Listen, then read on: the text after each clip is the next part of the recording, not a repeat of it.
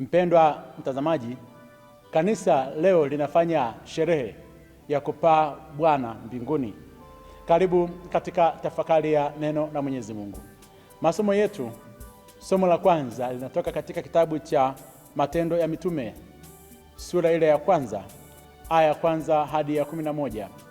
Na somo la pili linatoka katika waraka wa mtume Paulo kwa kanisa la Efeso, sura ile ya kwanza, aya ya 17 hadi ile ya 23. Na injili tunaipata kwa mwinjili Mathayo, sura ile ya 28, aya ya 16 hadi ya 20. Nitaisoma injili. Wale wanafunzi 11 walikwenda Galilaya mpaka mlima ule alioagiza Yesu. Nao walipomwona walimsujudia, lakini baadhi yao waliona shaka. Yesu akaja kwao, akasema nao, akawaambia, nimepewa mamlaka yote mbinguni na duniani. Basi enendeni mkawafanye mataifa kuwa wanafunzi, mkiwabatiza kwa jina la Baba na la Mwana na la Roho Mtakatifu, na kuwafundisha kuyashika yote niliyowaamuru ninyi. Na tazama, mimi nipo pamoja nanyi siku zote hata ukamilifu wa dahari.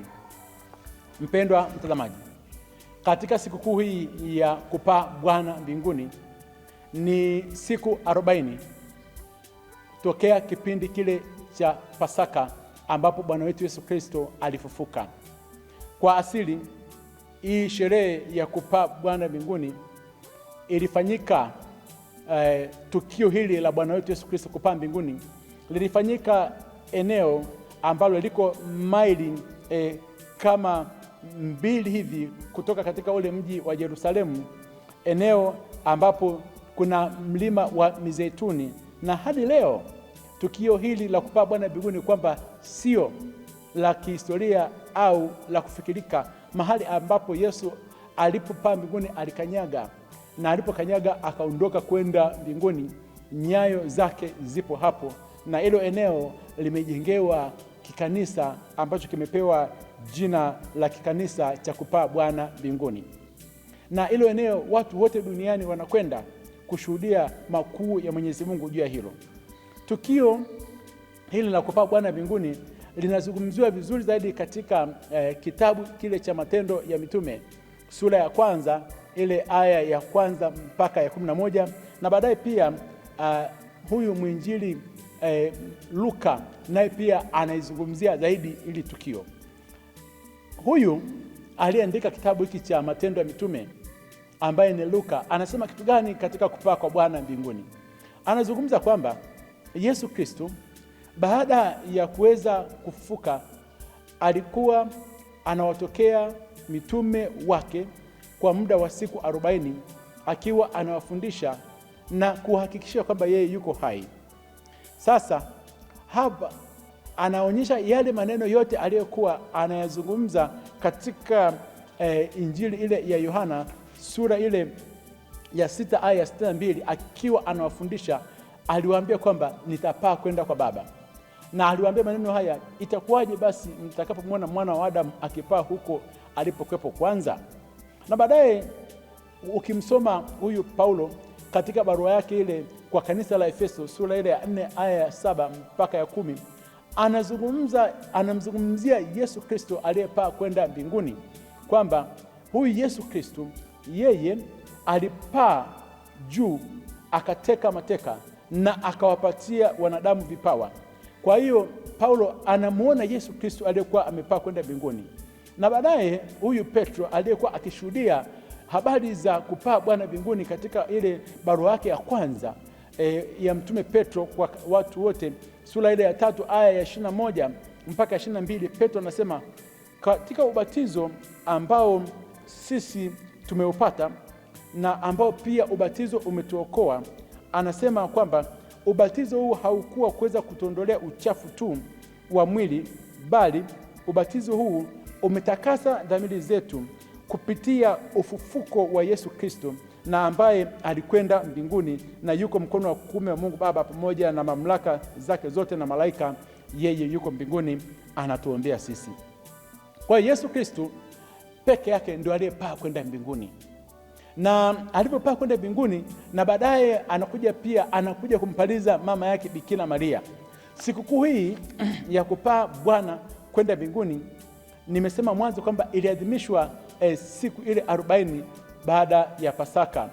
Na katika sikukuu hii ya kupaa Bwana mbinguni tunazungumzia kwamba Yesu Kristo aliwachukua hawa mitume wake wale 11 akaenda nao hadi katika ule mlima wa Mzeituni, na akiwa pale ndipo akachukuliwa akaondoka machoni pao. Wakawa wanamtazama, wakawa wamekaza macho yao mbinguni. Yesu Kristo akawa anaondoka, na walipokuwa wamekaza macho mbinguni wakitazama, malaika wakaja wakasema, kwa nini ninyi mmekaza macho mbinguni? Akasema, huyu Yesu Kristo ambaye mmemwona akiwa anaelekea mbinguni, ndivyo atakavyorudi katika hali hiyo vivyo hivyo. Katika hii sikukuu kubwa ya kupaa Bwana mbinguni ya Bwana wetu Yesu Kristo, haionyeshi tu ili tukio la kihistoria, ndani mwake imebeba maana kubwa sana ya kiteolojia, kwamba huyu Bwana wetu Yesu Kristo ambaye ameinuliwa kwenda mbinguni, vile vile pia atawainua pia wanafunzi wake wote na wale watu wote ambao wanomfuata, kwa sababu alisema, ninaenda mbinguni kwenda kuandalieni makao, ili pale mimi nilipo nanyi mwepo. Kwa hiyo Yesu anamaliza kazi yake hapa duniani, na baada ya hapo sasa anaenda kuketi mkono wa kuume wa Mungu Baba kule mbinguni, na huko ana kazi moja tu ya kuweza kutuombea. Na baada ya Yesu Kristo kupaa kwenda mbinguni, anatuambia kwamba lazima yeye aondoke aende mbinguni, ili sasa Roho Mtakatifu aweze kushuka hapa duniani. Kwa hiyo mojawapo ya tukio hili la Bwana wetu Yesu Kristo kupaa kwenda mbinguni ni furaha kubwa sana, kwamba sasa Roho Mtakatifu atashuka.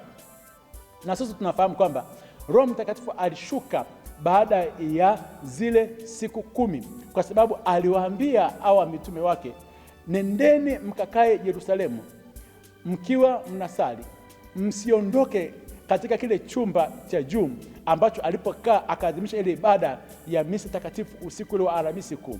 Wakae wakiwa wanasali wakimwomba Roho Mtakatifu. Kwa hiyo aliwapatia kazi hawa mitume wake, waondoke hapo waende katika kile chumba cha juu, wakakae wajifungie kwa ajili ya ujio wa Roho Mtakatifu. Wao wakabakia pale katika ule mlima, wakawa wamekaza macho mbinguni. Ndipo malaika wanakuja kwamba mmeshapewa kazi, ondokeni hapa, nendeni mkaendelee na majukumu yale ambayo Yesu alikuwa amewaagiza ya kuweza kusali mkimsubiri Roho Mtakatifu. Inatufundisha kitu gani? Wapo watu wengi sana nyakati hizi ambazo tuko nazo, ambao utakuta muda wote wamekaza macho yao kuelekea mbinguni. Wanazungumza habari za mbinguni, kwamba Yesu Kristo atakuja. Wanazungumza habari za ujio Bwana wetu Yesu Kristo kwa mara ya pili. Wanazungumza habari za mbinguni tu. Hawataki kufanya kazi yoyote ile. Hawataki kujishughulisha na majukumu yoyote yale. Hawa mitume waliingia katika tukio hilo baya haraka sana. Malaika wakaja wakawaambia, ondokeni, nendeni mkafanye yale mliokuwa mmeagizwa. Maana yake nini? Mambo gani ambayo walikuwa wameagizwa? Mojawapo ambayo Yesu Kristo alikuwa amewaagiza, nendeni mkasali. La pili, nendeni mkawabatize watu wote duniani, akawaagiza kwa jina la Baba na la Mwana na la Roho Mtakatifu, na mkawafundishe watu kuyashika haya yote ambayo yeye mwenyewe alikuwa amewaamuru. Kwa hiyo mojawapo ya tukio kubwa ambalo Yesu Kristo leo hii katika kupaa kwake mbinguni ni ile amri kubwa ambayo anawaamuru hawa mitume kwamba nimewapatia mamlaka yote ya mbinguni na duniani kwa hawa mitume. Enendeni mkawafanye mataifa yote kuwa wanafunzi wangu. Kwa siku ya kupaa Bwana mbinguni ni siku ambapo sasa mitume walipewa mamlaka ya kwenda kuwafanya wanafunzi wote duniani waweze kuwa Wakristo. Mataifa yote waende kokote kule. Na baadaye katika ile amri ya kuweza kuwabatiza kwamba mkawabatize kwa jina la Baba na la Mwana na la Roho Mtakatifu.